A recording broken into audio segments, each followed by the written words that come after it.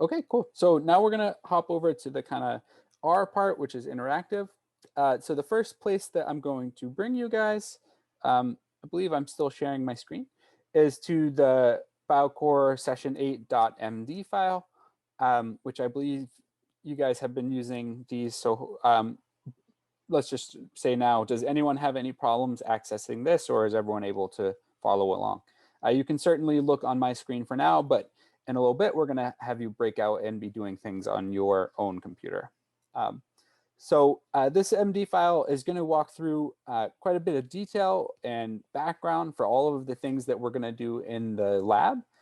Just for ease and because I'm a little bit more comfortable with the format, we're going to be kind of hopping between different locations.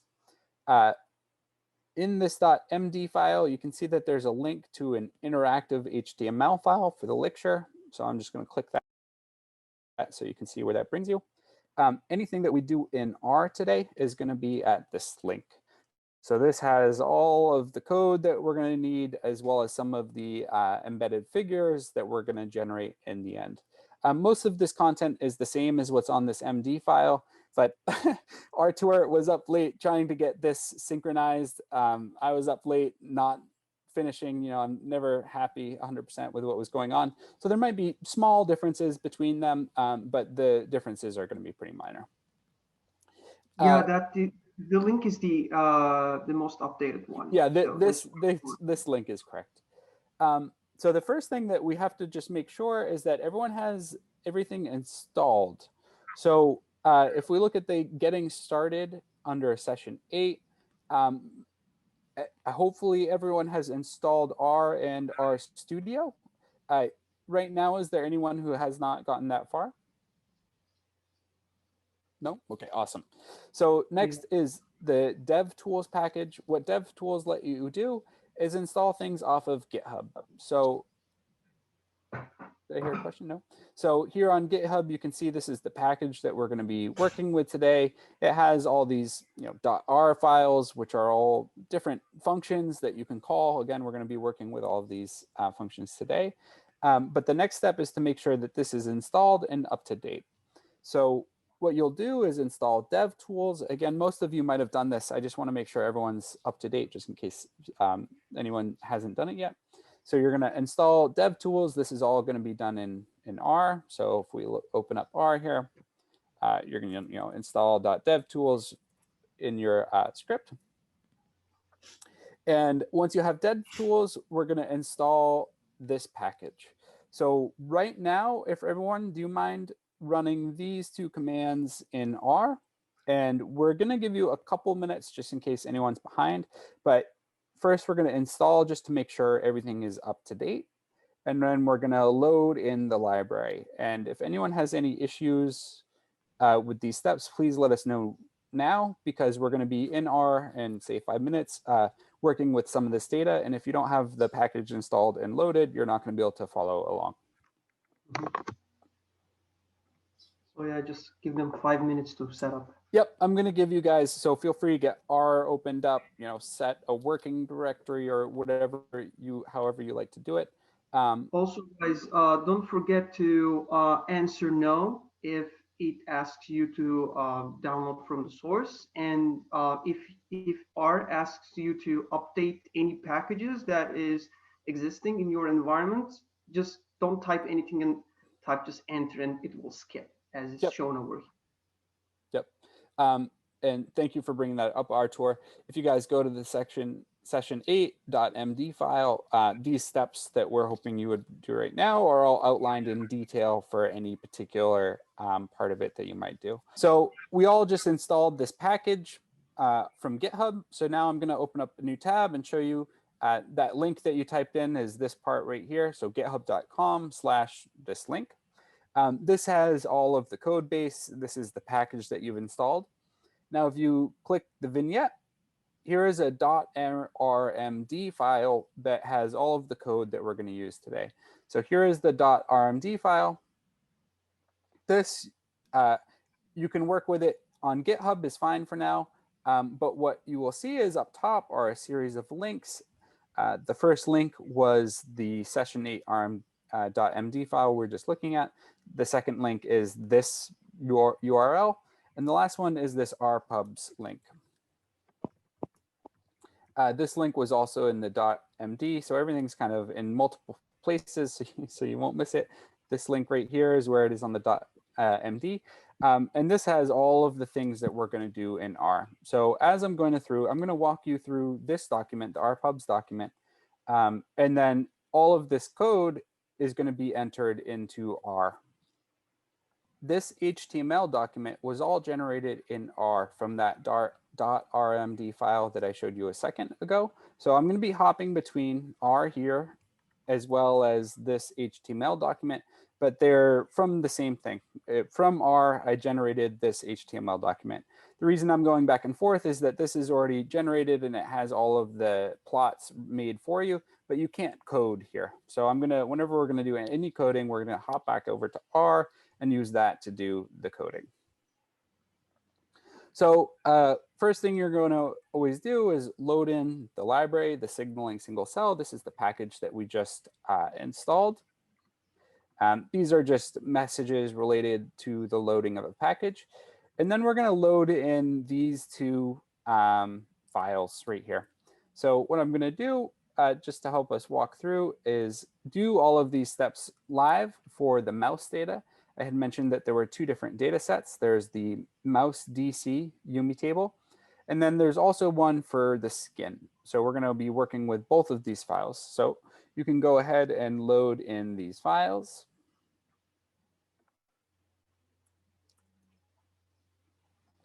And stop me if anyone has issues loading these in.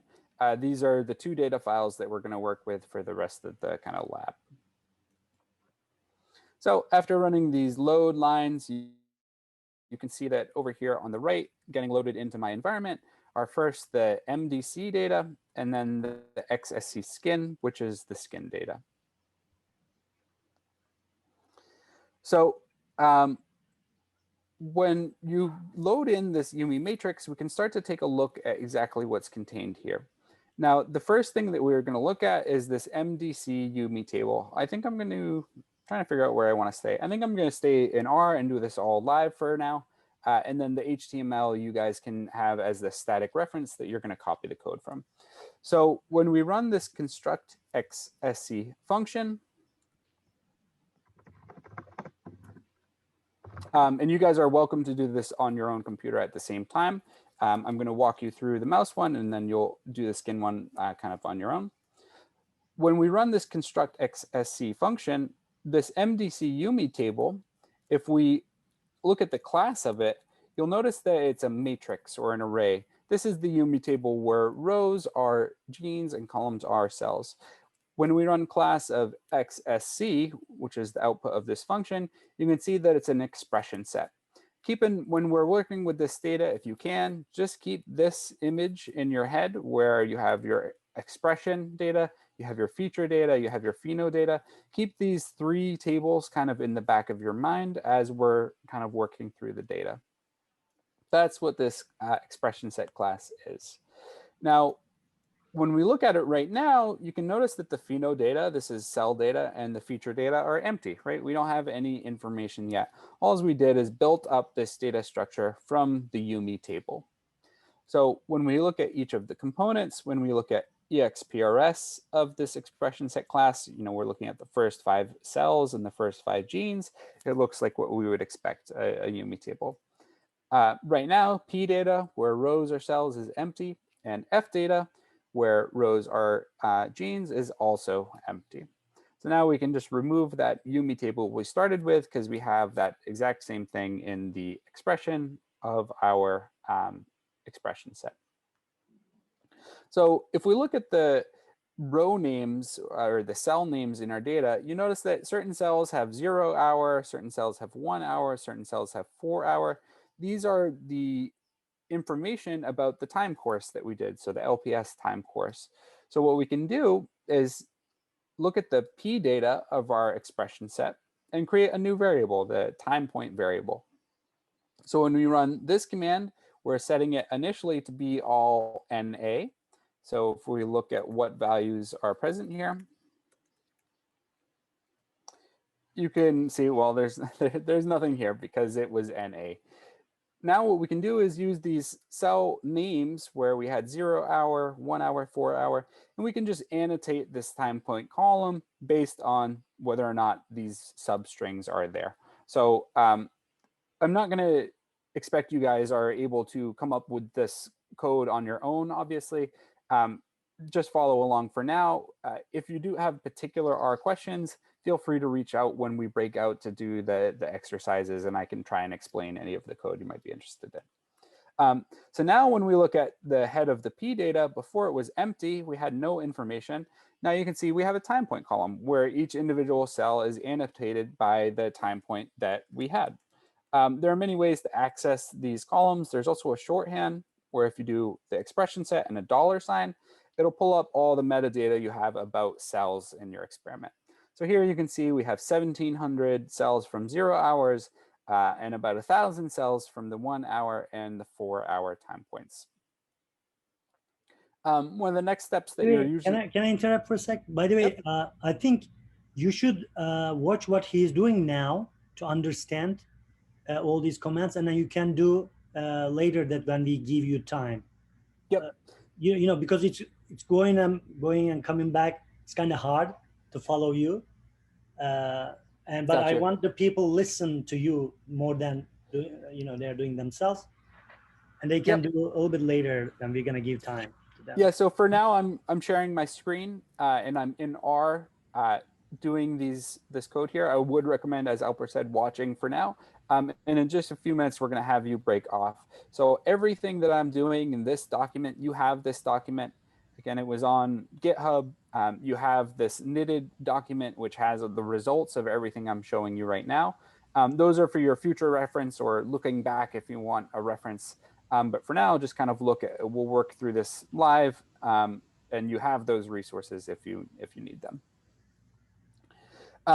Okay, cool. So now we've taken our single cell data, which was our LPS time course, and we've just annotated each single cell in the data as far as which time point that cell came from. So next, you're usually going to filter these matrices. 10x and Dolphin Next both have some filtering steps that happen. But the idea is that you'll want to remove low quality cells from your data. And there are a lot of different ways that you could do it. One of the simplest ways is you can just remove cells based on how many transcripts you captured.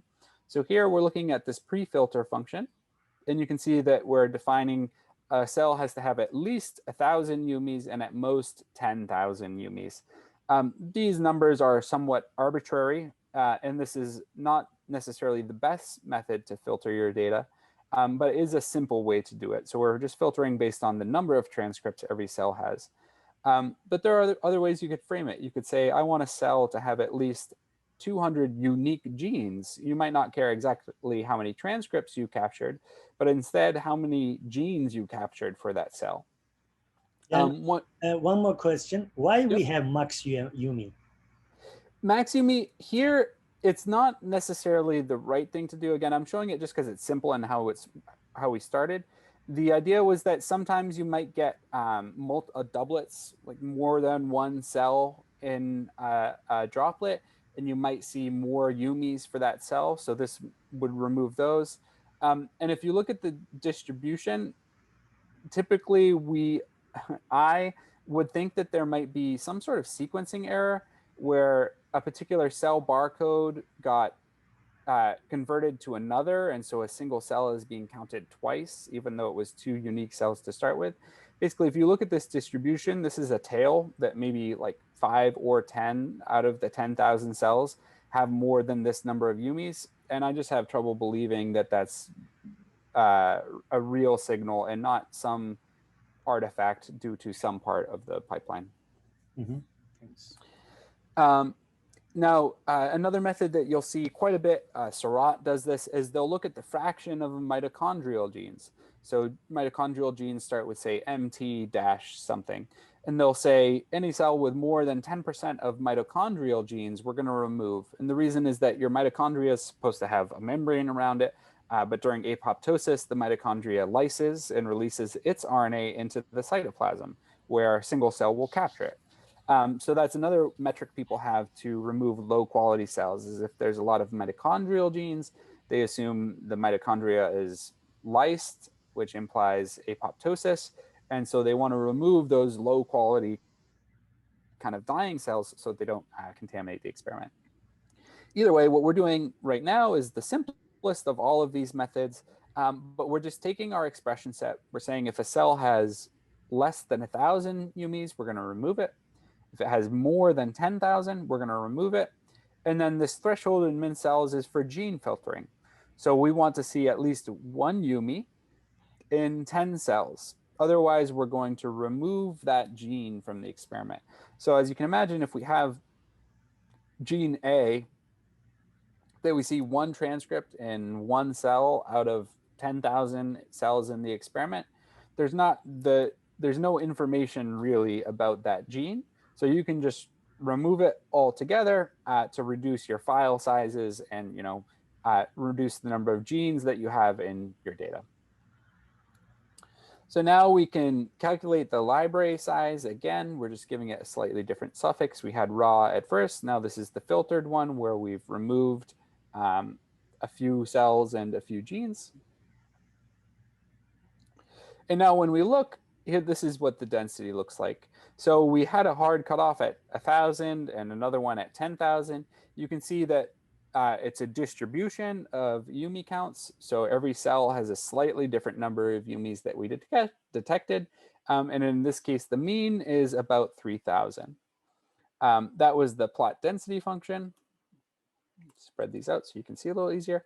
But we also have the P data variables, right? If you remember, we had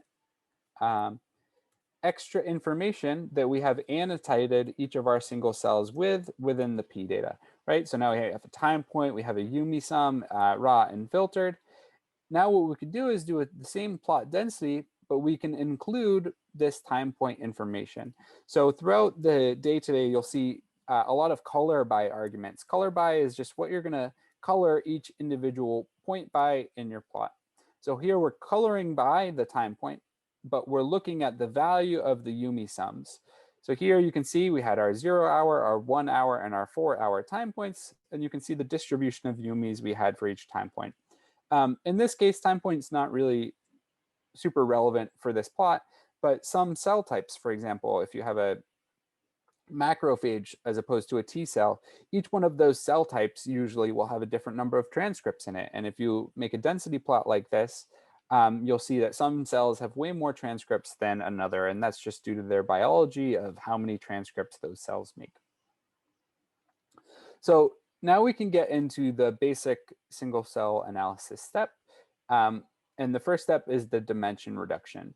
So if you think about what we have right now, it's a gene expression matrix where there are tens of thousands of rows and thousands of columns.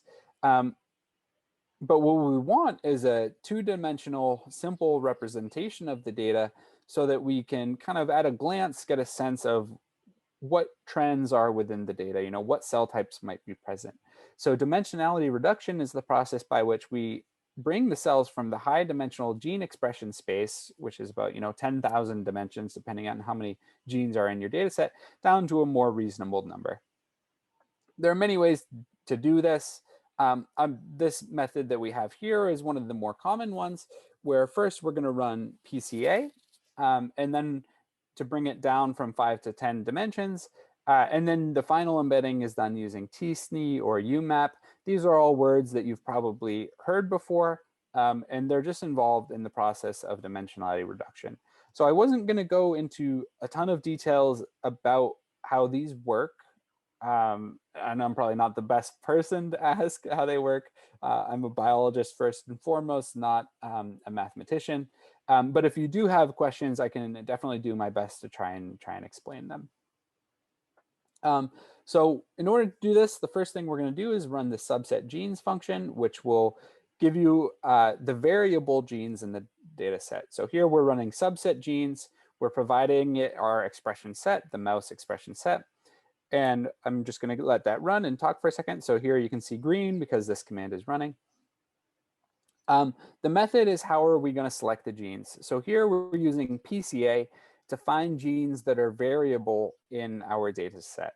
There are other methods that you could use. So one method that's also supported is coefficient of variation, which is kind of a standardized variance, the coefficient of variation. So that is another method that we could use to subset genes. You could say method equals CV. For all of these functions, I think I bring this up later, but you can always use question mark and the function name. This will bring up in the bottom right a little help tab that kind of walks you through each of the arguments. It tells you what you can provide as an argument. So here we're saying the method is PCA, but that method could also be CV, or it could be expression. So this question mark function name is a great way to get a little bit of help if you're lost as far as what to do. For today, I have all these filled out. Yeah. One question: why do we calculate most varied genes to decide biomarkers in that cell type, for example? Why most varied? Can you just give a little bit definition or explanation about it? Yeah, so let's say that our data set has 3 cell types in it. And first we think about actin beta. I'm still screen sharing, so I'm gonna go back over to this slide. So why do we want the variable genes? So if we look here at A and B, this is cell type A and cell type B looking at some given gene. You can imagine, what is the variance of this gene? And the variance is a measure of the spread, right? So if we look across cell type A and B, you can see that this gene would have a large amount of variance, right? Because you're including the variance of both the gene's expression within cell type A, as well as the gene's expression across cell type A and B. So this is a gene that would have high variance. If we were to think about, say, actin beta, if you think about actin beta, A and B, these two curves might overlap because actin beta is not a gene that's different between the two cell types. It's not a gene that varies between these two cell types. So when we're doing dimension reduction, our goal is to separate cell type A from cell type B. And the best way to do that is to use genes that distinguish cell type A from cell type B. And in general, variance is just a simple way to try and find genes that vary the most in your data. And here we're assuming that that variance is associated with difference in a cell type, but it might not be. The variance might be due to a cell state, maybe not a cell type. You might have variance that you don't want. So variance due to the sequencing, or variance due to the day that you ran the experiment. So these are all sources of variance, sources of differences in the data. And in general, what we're after is the biologically relevant variance, and using genes variance, or PCA, to get these variable genes is just a good way to get a gene set to use for the dimension reduction, to use for separating out each cell type. Perfect. Alex is asking a question. Yep, Alex? Yes, so when you run dimension reduction, do you preset some number of dimensions that you want to receive at the end? Yeah, good question. So I'm going to hop back over to R. There's different ways to do it. You kind of lead into these next 2 lines.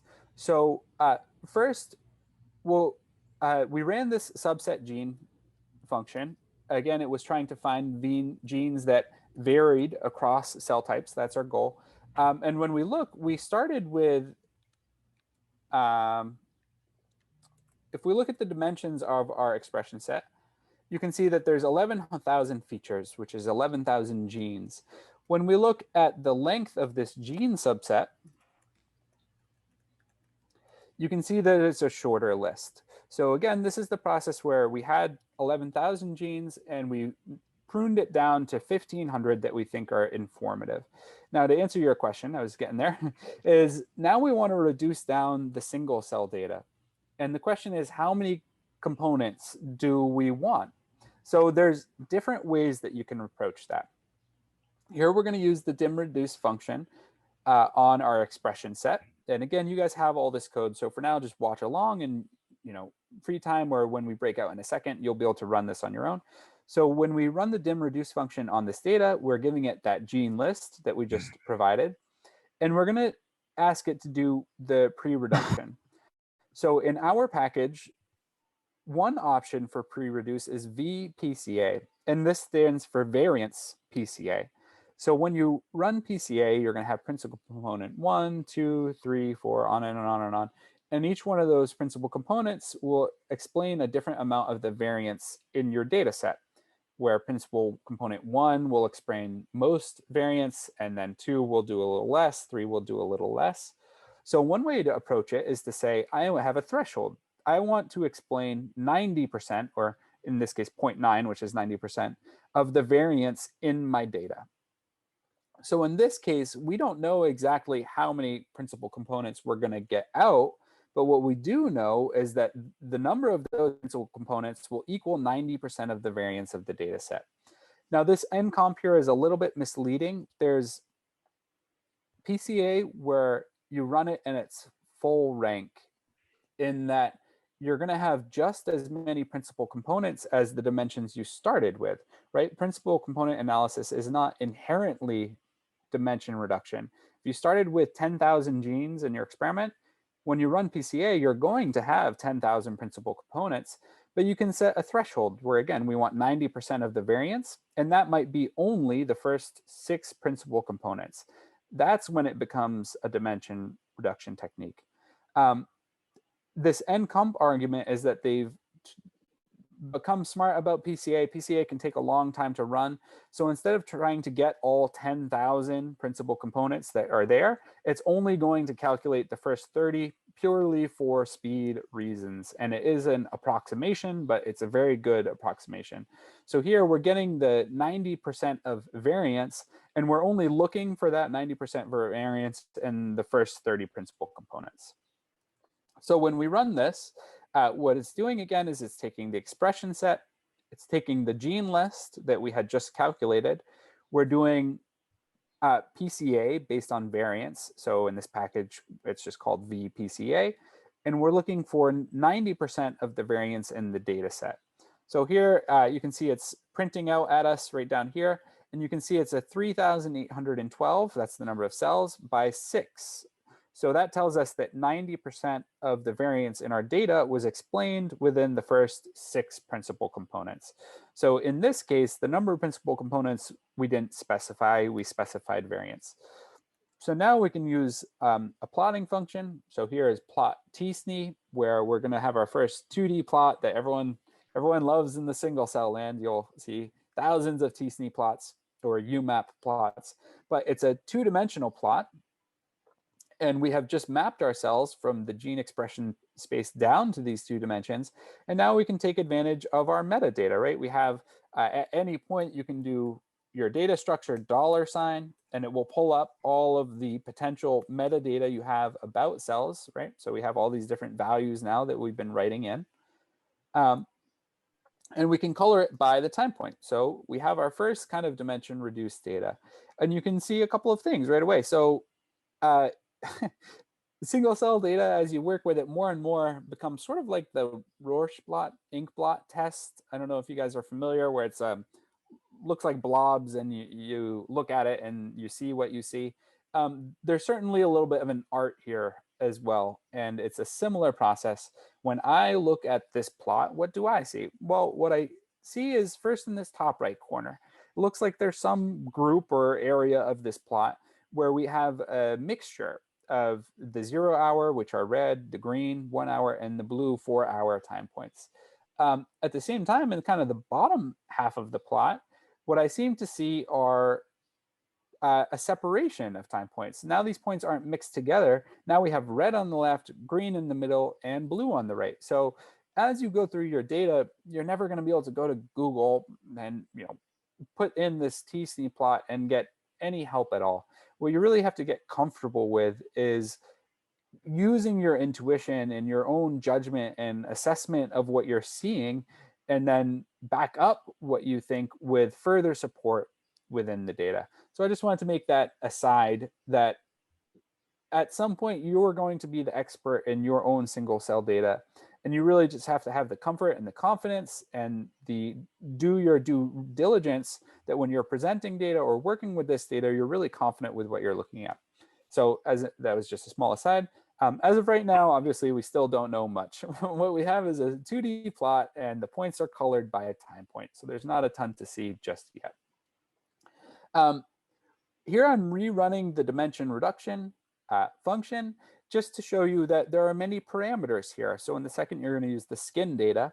Here I'm using just a different option. So here we had pre-reduce as vPCA. Now we're using iPCA. And the exact details aren't super important, but it's another form of doing PCA. But instead of explaining 90% of variance, in this case, we're telling it we want exactly 12 components. So someone had asked a minute ago, how do you decide which one to do? And both are valid approaches. You can explain by percent variance. You can just kind of decide how many principal components you want. And it's really going to depend on your data. You have to take the time to kind of play with these parameters, tweak them around, look at what the embedding looks like after you've done this process with all these different methods, and really in your mind form kind of what you think is the kind of true state of your data, and then go back and play with these parameters until you get the best representation that you can. So again, it's a little bit of an art. There's no 100% correct way to do it. Seurat, if you look at Seurat's package online, they're going to give you a couple parameters, right? They're going to select some genes. They're going to run dimension reduction with default parameters, so you don't have to enter them.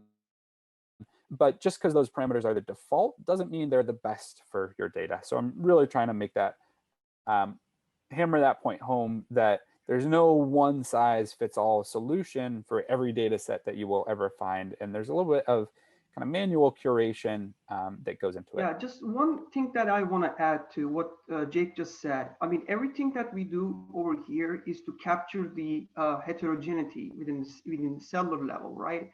So if you believe that the current dimensional reduction doesn't work, so that you see it in a D analysis that we're going to do later, and you think that the heterogeneity was not captured correctly, so that might be because that you haven't chosen the right dimensionality reduction method. So the reason for that we have multiple ones is that we're trying to capture the best dimensionality reduction tool for the best heterogeneity capturing. Yep. And if someone has their own data in the future and they want more details, these methods are kind of I don't want to say the gold standard anymore, but they were the standard that people used for a long time, which was just PCA and then TSNE or something. There are different ways you could phrase this problem. So one that I will bring up, because I know it's Seurat's default now, and I've also used it. It's also in our package, but I didn't want to go into it here because it's a bit more complicated. But there's other ways you can ask the question of how similar are two cells. Here, we're asking how similar are two cells by finding variable genes, running PCA with those cells and kind of smushing them down to 2D. But there's another way you could do it. So you could build a network, for example. You could take your principal components, and instead of running PCA, you could build a KNN network where each cell, if it's within some distance or so correlated with another cell, you'll have an edge drawn between those two nodes. And once you've built a KNN network of the cells, you can use network-based algorithms to reduce down the dimensionality of your data. And so that's what Seurat does now, where they'll run PCA, they'll build a KNN network on those principal components, and then use network-based algorithms to cluster that network and do dimension reduction on that network. So again, to our tour's point, there are many different methods available, and depending on your data, one method may perform better than another, and you just have to try and see. And one more thing I want to tell, because we talked this PCA last week when we were working on the browser. So yep. I showed that when you do PCA, you find most varied genes, and then we created heat map, if you recall. So in that heat map, you saw some genes are mostly varied. And when we do the differential expression analysis later, that I showed another heat map, and those most varied genes in the like same condition removed. So DE, like when you define your conditions, actually, you find better subset of genes that can explain that specific condition or subcell type. So in this case, at the end of the day, using all these methods with KNN or PCA, VPCA, IPCA. What we want to do is, at the end of the day, is finding a subset of genes that can explain that cell type, subcell type, the best. So this is what we want to do. There are many different methods. Actually, there are no perfect methods that, like Arthur and Jake is telling you, there are no perfect methods. Actually, we are applying different, for example, you're going to see at the end of today that you're going to apply some differential expression methods. After you select some subset of those genes, you're going to apply DE to create your previous selection of the gene. So it is kind of iterative method. It's kind of cycle of running these tools again and again to find your gene set to explain your subcell type. So it's not like even the first set that you define might not be the best gene set to differentiate two different subcell types. But in the, with these iterations, with these searches, you can actually curate your own gene set to explain two different subcell type, or two different like disease state versus healthy state, or two different like time point, or whatever you're working on. So I think this is not, that's why we don't have a dolphin next step to cover all these things automatically. But what we are trying to do here now is to show you all these iterations, all these code that you're going to write, and parameters that you need to change and understand your own data to discover what you have. So there is, again, like there is no perfect method for now that we have. Maybe in the future we're going to use in the future intelligence. Yep. It's been an ongoing goal in the lab of, can we just use one exact pipeline and set of parameters for every data? What would that pipeline entail? What steps will it have? And it's a good goal to have, but so far I would say in the lab we have not found such a pipeline. As of yet, it does not exist. So there is that manual component. Now I've moved back over to the R pubs document. The only reason is because I wanted to show two plots at once, and over here they're split. Again, the way that we got to this HTML document, just in case you're not familiar, sorry I'm jumping. I know I make people dizzy sometimes. The way we got to this R pubs document was in the very top of this script, right? It was up with these initial links. And the way you make that document is if you have that .rmd file open, which was on GitHub, you actually just click this knit button. That's where this HTML document came from. I'm going to hop over here just because, as you can see, it has all of the images, not just the most recent one. So here, first we had run the VPCA, which was variance-based. We want to explain some percent of variance. And you saw that we had this mapping, this 2D mapping, which as of right now, I don't know, is it the right one? Who knows? But this is what it looks like. And we had different, some clusters or some areas that were heterogeneously mixed and some that were separated out by time point. Now we ran a slightly different method. We ran IPCA and we did 12 components instead of the 6 that this gave us. And now you can see we have something similar, but slightly different. We have a group over here of mixed time points, just like before. And here we have, again, some groups that seem to be separated by time point, just like we saw above. But now we also seem to have this little blob over here, this little grouping over here that we don't necessarily see here. And this is where the right or wrong really does become subjective. As of right now, it's subjective which one of these is true. But as you dive deeper into the data and you cluster it and you look at genes that mark each of these clusters, it might lead you to believe that either representation A up here is better or representation B here is better. Because I've worked with the data set so much, I can tell you I prefer representation B, and we'll go over why that is. But that's not necessarily right. There might be a representation C that I don't have here, and it's some alternative tool or method that we're not using. And the idea is each one of these methods has a different sensitivity. One method might be really sensitive to some small subpopulation of cells, maybe like this one, and it will pop out that subpopulation, and some other method just might not capture it. So you really do have to just get to know your data in order to believe one thing or another. Now, I'm going to move forward with this second representation we had, which was using the IPCA and 12 components.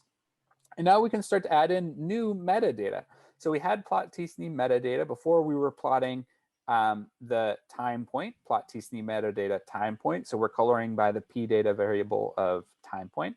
But here we can also plot by other ones. So now within the p data, we have each principal component and each cell's loadings for those principal components stored within the p data. So now we can kind of look. You will often, or you used to see principal component 1 and 2 as just a 2D plot. Now we can do our t-SNE plot and then color by each individual principal component. So you can see here principal component 1, some cells are low, some cells are high. And what it really looks like is principal component 1 seems to be capturing the essence of what it is that makes up this group over here in the bottom right, and what it is that makes up this group in the top left corner. Now, what makes up these groups is going to be some gene set that kind of demarcates, these cells from these cells. And the PC1 is capturing the variance of that particular set of genes, that linear combination of that set of genes. And that's why these cells are high in this principal component. Now, as you kind of go through, you can see principal component 2, just a different component. Now, when we look, it seems to capture the variation of this bottom left corner, which when we looked up here and we look, it seems to be this corner is, we don't know yet if it's a cell type or not, but it's 0 hour and 1 hour. This entire group of 0 hour and 1 hour cells seems to be captured in principal component 2. Then we can look at principal component 3. This one's, a little bit lower, but it really seems to highlight this bottom right corner, which if we looked up here was this kind of mixture of different time points all mixed together. So this can be helpful just to get a sense of what PCs are driving particular features of your data. If you have some cell type, some small group, and you want to know, what principal component or genes are really driving that, this would be one way to start to look into that problem. Okay, and so that's what we have for the first kind of basic section of the single cell processing. And now you guys are going to open up R and kind of do this on your own. So I'll leave it as an open question. If anyone they're redundant. So if you cannot find this rpubs document, which has a link on the GitHub, it has a link on the Biocore GitHub, or if you cannot find this .rmd document, which is also on GitHub, just let us know. But what you're going to do now is run through these same general steps that we just did above on the mouse data, but now you're going to be running this on the skin data. So we'll give you guys, I think I'll probably just ask how people are doing in about 5 minutes, depending on your computer. Some of these steps might take a little bit longer or shorter, but I'll give you guys some time to play with the skin data. As you can see from above, there's no right or wrong way to do this. So feel free to play with the parameters. I have text kind of walking you through what you might change and how you might change it. But we'll give you guys until... Jake, let's do like 15 minutes. The people 15? can read and like do the exercise. Okay.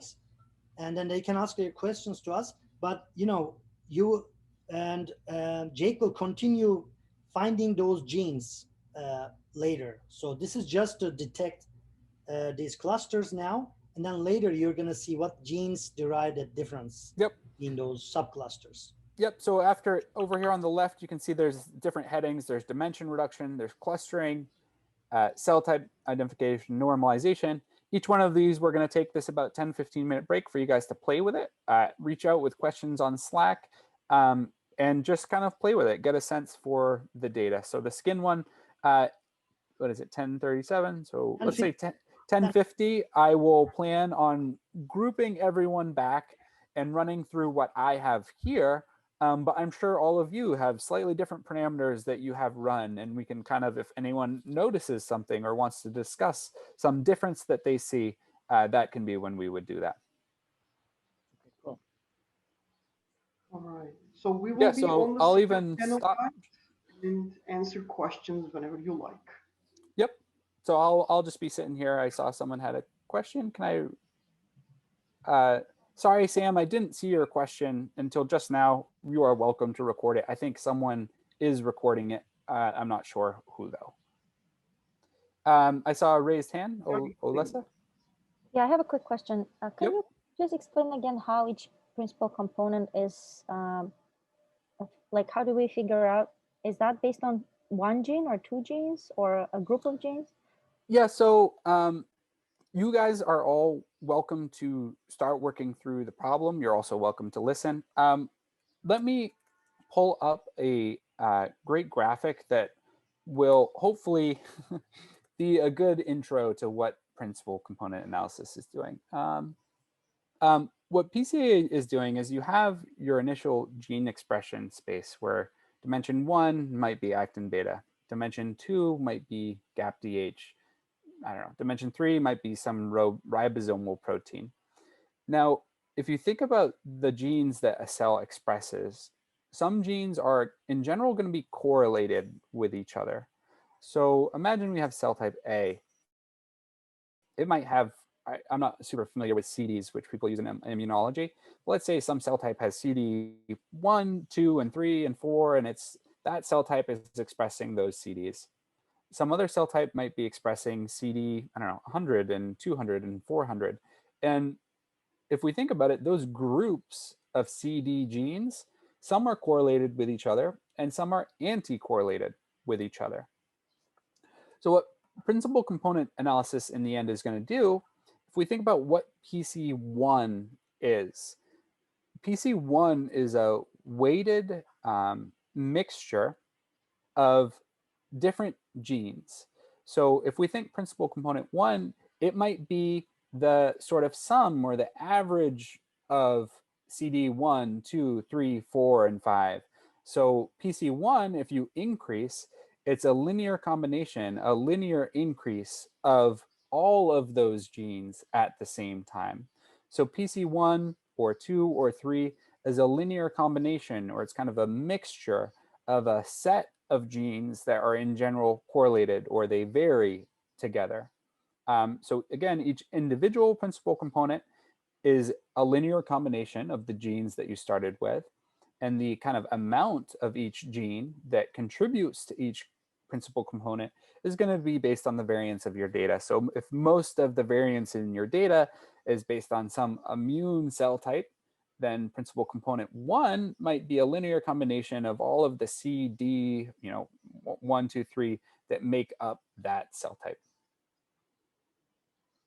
Did that answer your question? Sorry, I had the delay. I was trying to find a good graphic for that, but I didn't No, yeah, find one. that makes sense. Yeah, thank you so much. That Yep. makes sense, yeah. So guys, were you able to reduce dimensionality? Is everything doing okay? Yeah, I'm Everyone just doing waiting. okay? I'm waiting for questions. I'll give everyone at least 5 more minutes, just so you can get a sense to really play with it. Again, because there's no right or wrong here. What I would love to see is if we move back together and you guys found something I haven't seen yet. That'll be great. Steal it for a paper. Just kidding. Not gonna steal anything, but you get the idea. That's what we found, is that working together with a diverse group of people, each with their own expertise, really helps a lot. So for this skin data, I'm not a dermatologist by any means, but I work with a dermatologist, John Harris, and his lab and group, who have great insight into the data that we're looking at. And maybe one of you guys has an insight or a lens that we don't have right now, and you might notice something that we just hadn't noticed before.